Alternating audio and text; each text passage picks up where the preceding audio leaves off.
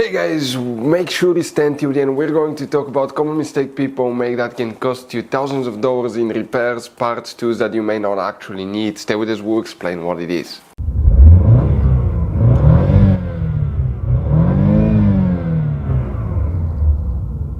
Hey guys, welcome back to Electrical Car Repair Live. Super quick guys, very quick, helpful video for any of you having a problem where radiator fan stays on, the fan does not turn off on Chevy Equinox.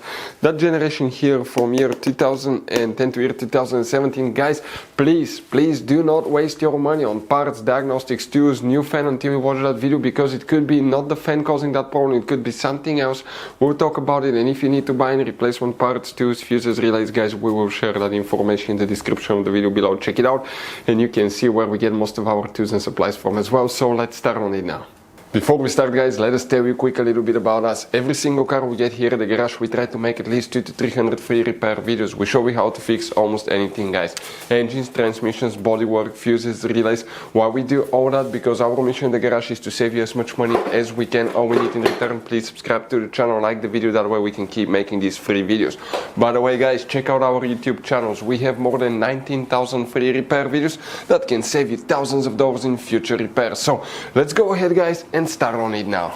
The radiator fan, if it stays on, it doesn't turn off guys, it's on all the time. Multiple things can cause that. The first thing we want to check some fuses, relays, because that could be quite simple, quite often the simple solutions guys, but of course it could be something else that's not directly related to the fan. We'll talk about that too. Quick advice from us, 9 out of 10 owners do not know about all the hidden fuse boxes in that Chevy Equinox. That's why we made one special video on our YouTube channel that's called Chevy Equinox Fuse Box Location and Diagram video guys, that can save you thousands of dollars in repairs. Open the hood and facing the engine here on the right side, see that's a brake fluid reservoir. Next to it you have a fuse box, you have a tab here with 2 clips, one on this side, leave the cover up, and underneath you're going to find a fuse box with a layout like this one here. Before we continue, let's explain quickly why it's always a good idea to test fuses and relays. It is guys very important to test fuses and relays. On those fuses you cannot clearly see if they're burnt or not, especially you can see in the J-case fuses as well. And if you guys assume, okay, let's say you remove a fuse, you look at it and you assume guys that it's actually a good fuse, but it's actually a bad fuse, sometimes you cannot clearly see that.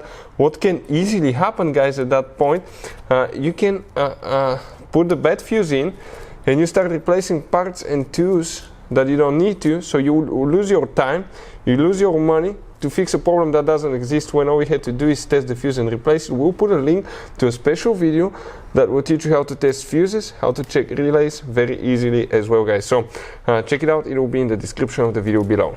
So here guys, what we need to check here specifically, let's explain now. You see that fuse number 1 and 2.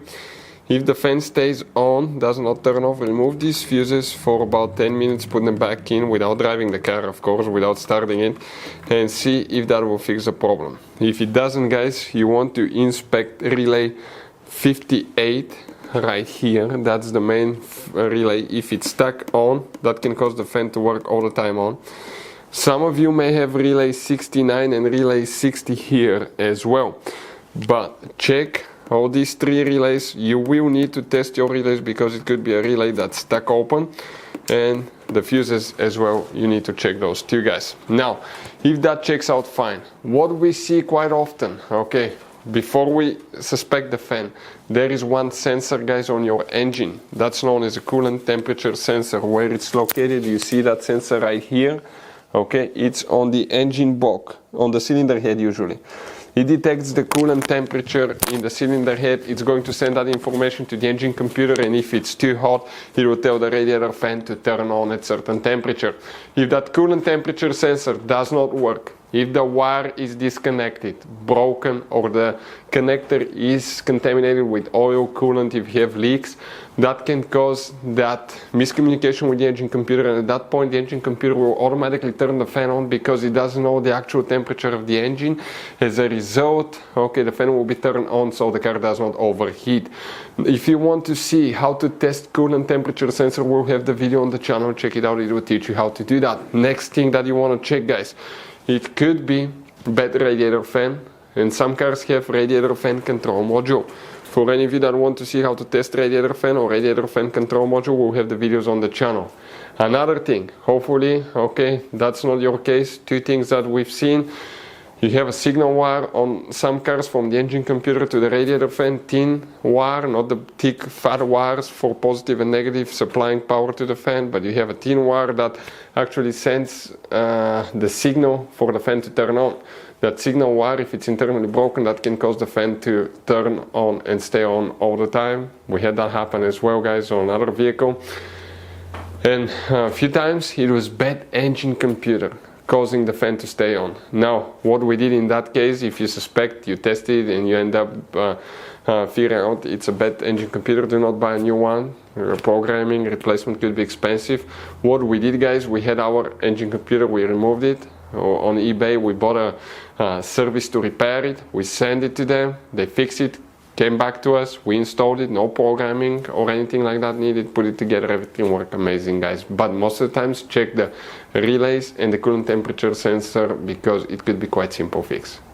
Guys, now one very quick advice from us. If you open, guys, interior fuse box, we want to show you, you have two kinds of different fuses and relays here, but in the engine fuse box you have all kinds of different fuses, relays, J-case fuses, mini fuses, relays.